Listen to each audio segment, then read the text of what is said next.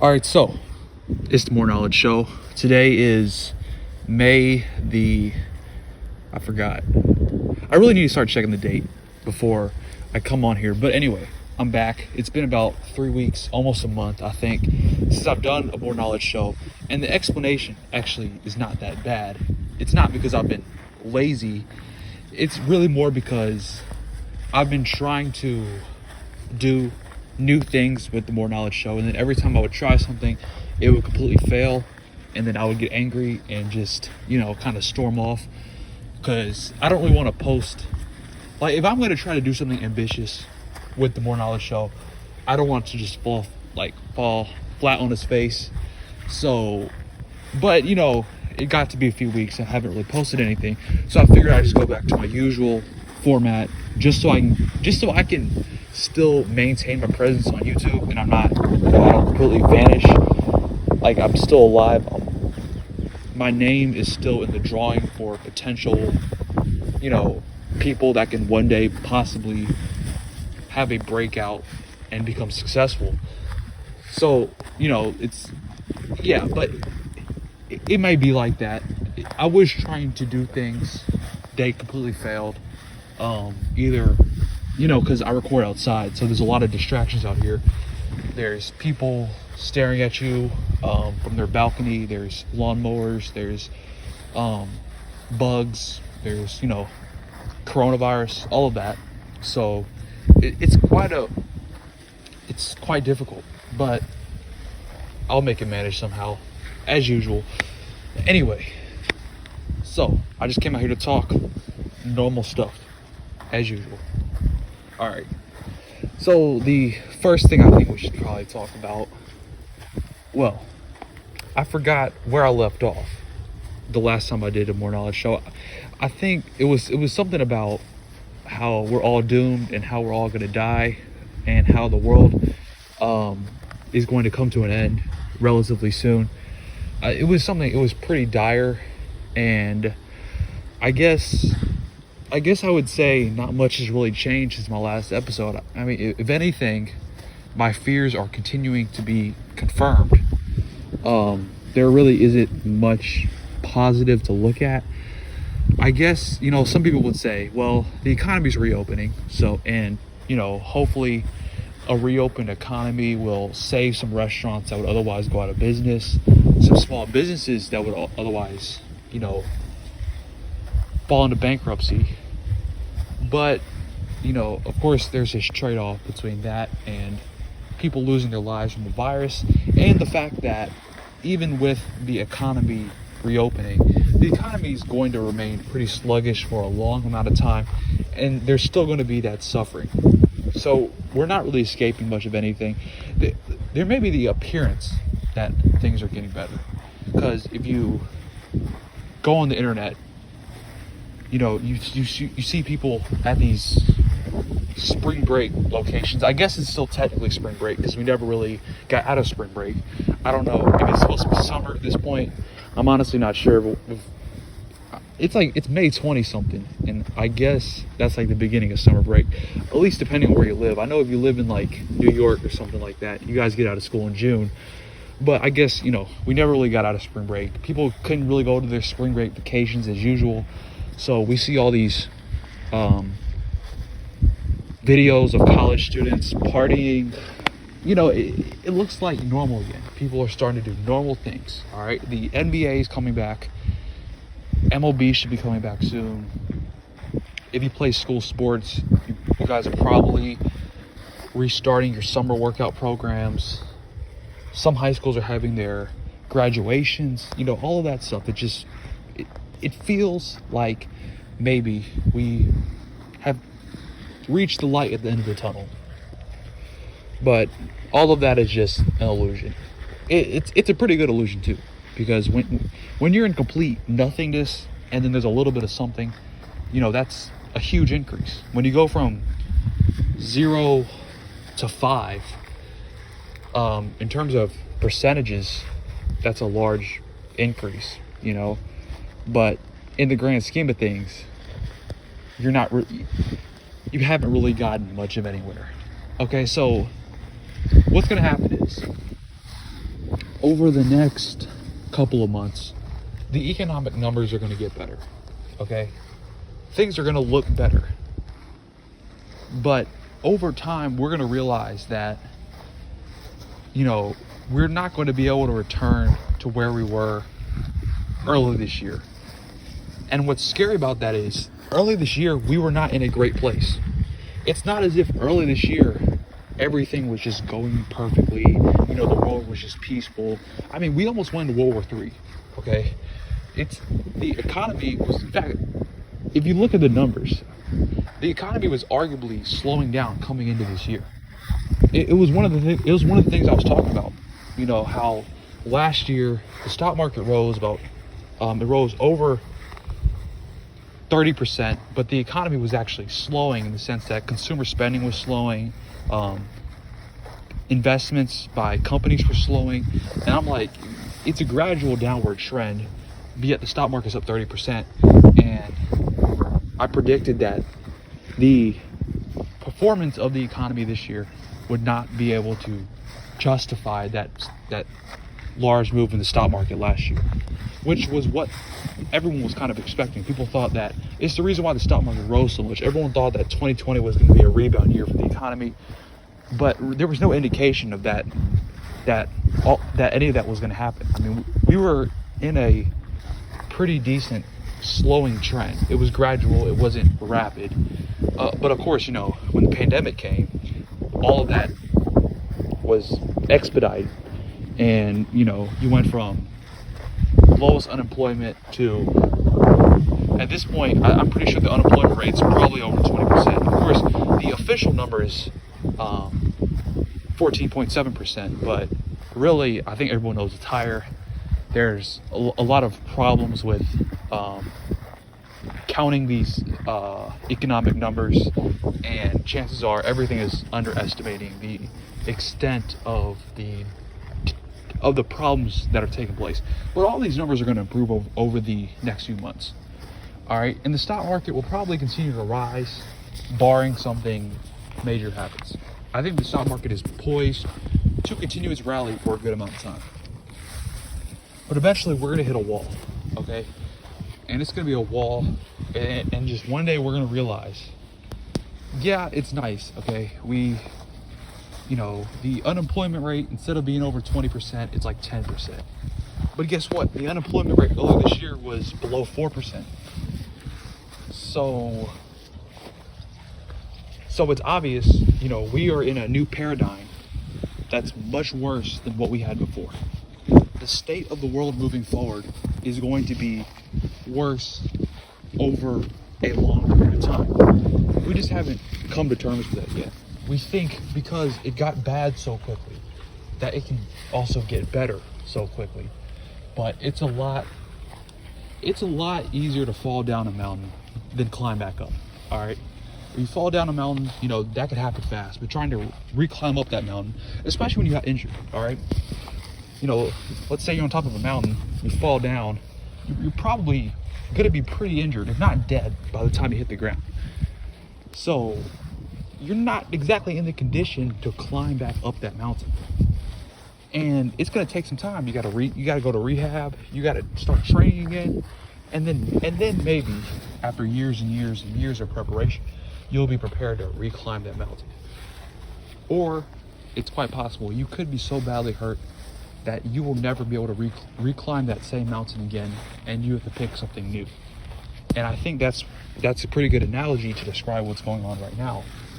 And when that's realized, the economy will look better. But I think, the stock market rise will be halted, and we will see a large crash in the market. All right, that's what I'm predicting right now. The stock market's going to rise for a good amount of time, but eventually all this needs to be corrected, because the markets, the financial economy, and the real economy do not match up. And what we know from history is that the financial economy and the real economy can be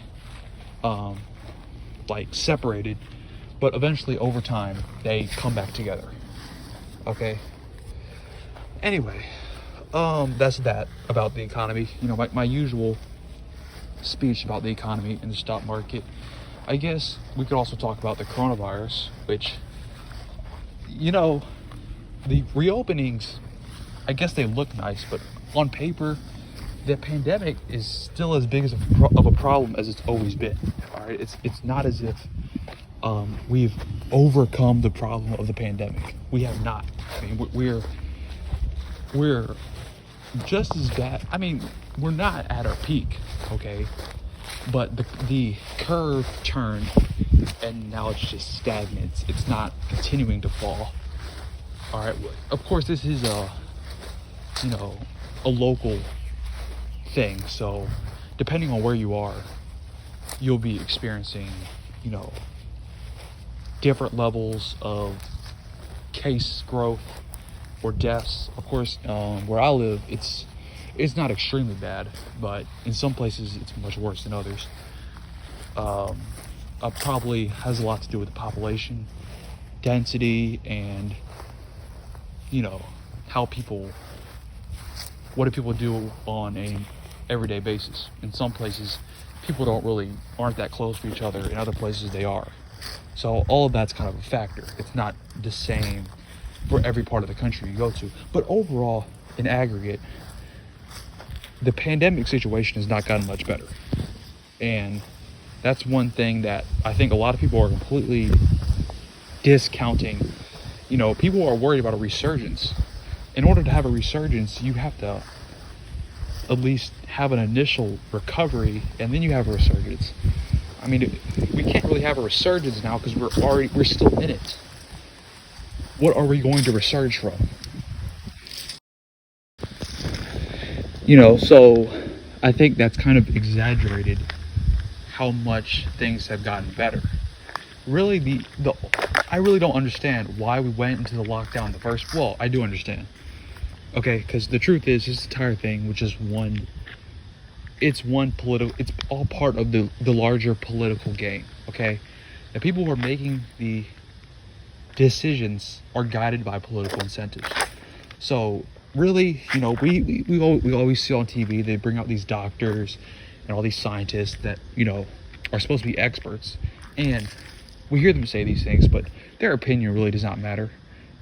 Not that their opinion shouldn't matter, but in reality it doesn't matter, because it's all about what do the political incentives tell the politicians is the best move to make. Because we have people who are leaders and their career is all based on their ability to stay in office, okay? And so as a result of that, they're gonna make choices on what their constituents want them to do. In Trump's case, he's already in a extremely vulnerable position right now. Okay, like he's not looking great for the next election. Usually, whenever you have a large event like this and the president does have some blame, they're not going to get reelected. So he needs to make a strong case. And he can't afford to lose any more of his supporters. And his supporters, majority of them, are highly opposed to the lockdowns. So of course, it doesn't matter what any scientist tells him. It does not matter what any numbers say. He's gonna make sure that the economy gets reopened, that the economic numbers get better, so he can brag and say that he saved the economy, from the coronavirus. All right, it's in his incentive to do that. And I'm not saying that's like a criticism of Donald Trump. That's what every politician does, and that's kind of a weakness in a society where you put so much stock in the politician's ability to make smart decisions, and you expect that politician to carry you forward, to be the medium of change.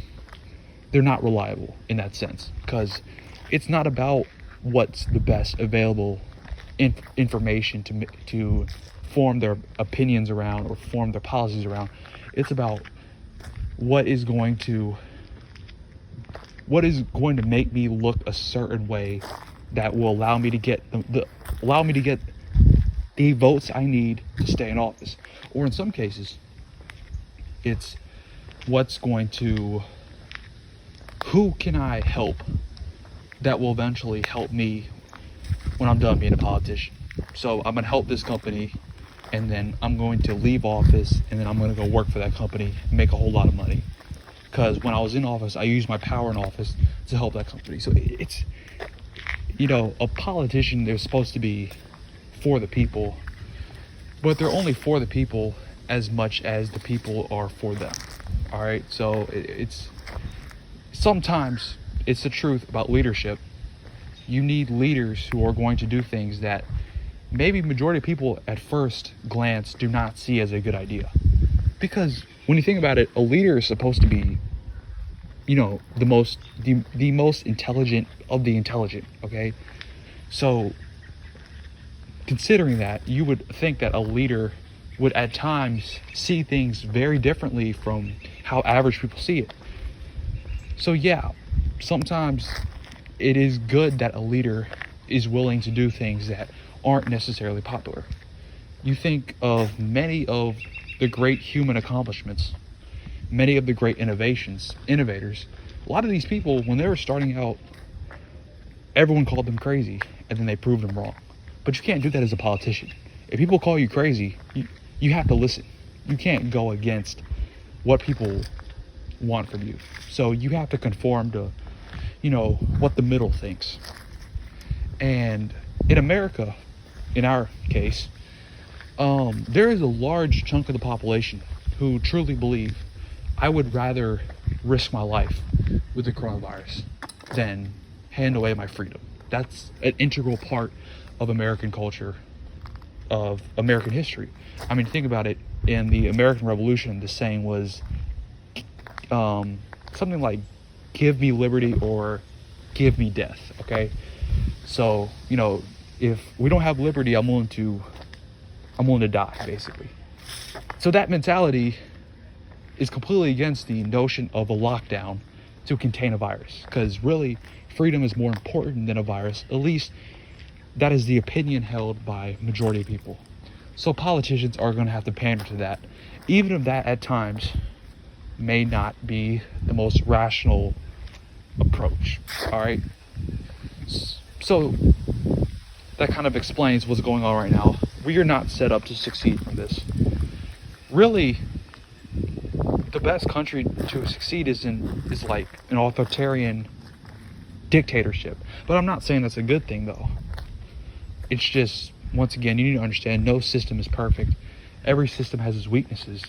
And for this particular case, the U.S. weakness, okay, our freedom, which is usually our strength, in this case, I think is our weakness, is going to put us in a lower position than our opposite, which is China, because China's strength is their ability to contain things like this.